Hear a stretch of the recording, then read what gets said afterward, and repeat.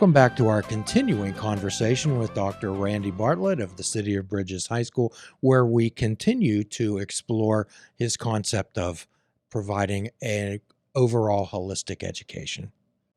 Experiences that are different from your own. I mean, my own educational experience was nothing like City of Bridges. I got a fine education in high school and went on to college and so on and so forth. But I also recognize that my high school experience could have been different. But that's a challenge for people. We tend to frame for our children or for children that aren't ours, our idea of their experience based upon the framework of our own. And I recognize that it is a challenge to see something different.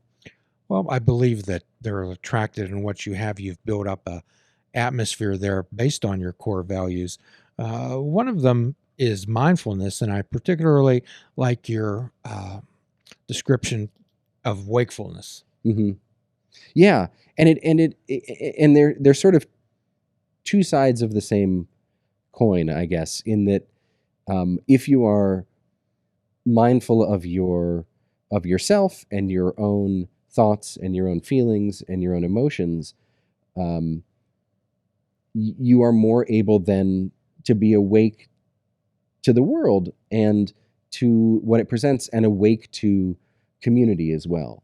That we need to be, able to be with ourselves in order to be able to be with others and community. We often describe mindfulness as paying attention on purpose. Mm-hmm. And I often tell the story of the Buddha was asked about what he was, whether he was a saint, whether he was a god, a demon, a devil, a ghost, whatever. He replied one word. He says, "I'm awake." Mm-hmm. The rappers, the folks today say woke. I said, well, the Buddha 2,500 years ago was talking about being awake. Same context, different buzzwords. Yeah. No, and I think if we could all be a little more awake, it would have so many positive benefits for society in general. And again, that comes back to that sort of long-term mission that, yes, City of Bridges is transforming education. It's transforming the lives of these students, but it also hopefully will be able to have a positive transformational impact on society in general. That if people are more awake, if they are more mindful, if they are more invested and instilled with their own sense of agency and voice and trust in the inherent goodness of others and of both human and non-human, we can only have a better and more just future if that is what we come out with. Well, and that's when I started Namaste Holistic Counseling. I took the conception of Namaste as the divine in me recognizes and honors the divine in you, Mm-hmm. seeing the inherent goodness of everyone. And I'm a Quaker, and in the Quaker world, we attempt to see that of God in everyone. Yeah. I mean, for me, it was my own educational journey. High school, in high school, I did a lot with biology and so on and so forth. And I went to Oberlin, and I was going to be a biology major and so on and so forth. And then my first year of college, I had a gap in my schedule. And this was, back in the good old days when you had a big course book that you flipped through. And in the religion department, there was a class on Christian utopias and communitarian movements. And I said, well, that sounds interesting. Why not? And signed up for that. And I mean, it was fascinating and really changed the direction of my life. And I ended up being a religion and history major. But it was in that program that I first read I and Thou by Martin Buber. And that sort of conception of an I-it versus an I-thou relationship is at the core of a lot of what we do at City of Bridges. That if I can be in relation with you in sort of eternal respect for your inherent worth as a being, then the choices that I make have to be choices that enhance your experience and your life, and serve to treat you with kindness and goodness. And if you apply that lens to organizational, institutional choices, it really shapes what it is that comes out the other end as well. Well, you're talking about being influenced by the mantra, the Sanskrit mantra of so hum, I am that. We're all made up of the same type of energy. We're all, and when they meditate and say, I am that, they're connected with everything, which is why the Buddha forbid intentional killing, and it follows that along. We're part of everything. Right. Yeah. Yeah. And if you really take that sort of perspective to heart and use it as not use it, that it just is the frame with which you make decisions and you make choices, it's inevitable that you end up with a community and a learning experience that has to honor that voice and agency that we've been talking about. And another core values is knowledge. Could you tell me what knowledge plays? Naturally, people are probably listening to this and says, does anybody actually learn anything at that school? Yeah. Well, knowledge is key, because ultimately, you need knowledge, skills, and understanding in order to do things. And to be able to know what is in the world, to be able to understand how it, whatever it is, interacts and is part of the bigger picture, and then to have the skills to take that knowledge and that understanding and actually apply it to practice, is foundational to everything that we do. And a lot of what our students are doing is learning a lot. I mean, they are steeped in literature and science and math and history, and they're steeped in it and they're engaged in it because it has meaning and it has purpose. And so much of what often happens when we talk about knowledge in schools is there's a whole bunch of information that the student is expected to take in, a whole bunch of sort of rote tasks that they're expected to be able to know how to do. And then there is some sort of assessment or test or summative experience in which they are expected to regurgitate all of that back out. And then it doesn't matter if it exists beyond that. Correct. But instead, if you create frameworks of meaningful knowledge, understanding, and skills, then you're able to put that in a place in your mind that it holds on to, and that you can continually access it and recontextualize it depending on whatever comes your way. So another one of your core values is experience, is when we take that knowledge and put it into action, forming experience. So when I deal with a lot of interns, I call them colleagues in training. I don't like the term intern, actually. Then they asked me, why did I have to take all these courses? I said, well, number one, to pass the National Counselor's Examination.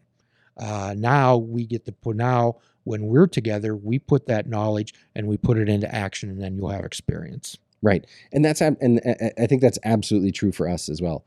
I like that, colleagues in training. Yes. Yeah, I might have to borrow that. It's good. I haven't had an original thought in years, Randy. I've taken everything. I'm not sure that I have either. It's all right. We're all part of a larger learning construction. But so I think that's exactly it. That a school or a learning organization provides that foundational knowledge, provides the experiences with literature, how to read well, how to write well, how to engage with history, how to understand science of the world in which we live. And all too often it ends there, where you have knowledge, you have facts, you have information that is floating sort of aimlessly, unconnected to any experience, and therefore unconnected to purpose and meaning. And so if you can take that next step of saying, here's the foundational framing that we're providing for you, in the academic spheres, we have math, we have English, we have social studies, history, we have science, art, foreign language, that if you have that foundational framing and then you connect it through experience to meaning and purpose, and then the final step is that you reflect on what you have done, right? So that you take this foundational framing, you give it purpose and meaning through experience, and then you reflect on that experience and say, what did I just do? And what did I use to do what I just did? Then that informs how you have your next foundational framing, because you are able to say, what worked, what didn't work, what did I know that I needed to know, what did I not need to know, and what do I still need to know and understand in order to do this again? Because we all hopefully live our lives in cycles of learning. The path is not linear, it's cyclical. Quite often when I'm dealing with people, I know that most places deal with what's called a negative chain analysis. When something goes wrong, they go back through all that process to find out what went wrong. Well, actually, I'm more interested in when it goes right, to go back through that process and find the people, places, things, circumstances, event that were in play that made the positive outcome and add to and reinforce those. Yeah. And I think that, again, is so important in that identity, in that agency that we were discussing a little bit. Because if you understand yourself to be a person who can identify the patterns and the experiences and the sort of ways of self that lead to success, then you can replicate those patterns and experiences and cycles over and over again. And that's how you are able to construct paths in your life at any point in time. In theory and in practice, at any age, you should be able to chart a new path for yourself. But you have to believe in your own ability to understand the way that your mind works and the way that you work as a human being, and then actualize that. We consider everybody a blooming flower, which is one of the things we talked about, the Lotus Mandela. Mm-hmm. So when somebody tells me I'm staying sober, I'm interested. I said, well, tell me how that's happening. Mm-hmm. And the complete involvement. On this show, we often talk about Alice in Wonderland, and Alice asked the White Rabbit one day, she said, I'm not the same person I was this morning. And he looked at her and says, well, I certainly hope not. Right. And I certainly hope I'm not the same person, but I really hope that for our students, that is their experience of growth and sort of the generative process of becoming who you are. I was actually writing something recently about this sort of strange and artificial childhood to adult point in time that comes. So like the day of your 18th birthday, you are suddenly no longer a child.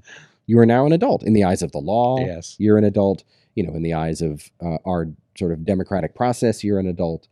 But I know plenty of 13-year-olds who have an incredible grasp of the political systems and policy and so on and so forth. And I know plenty of, 45-year-olds who don't. And it's it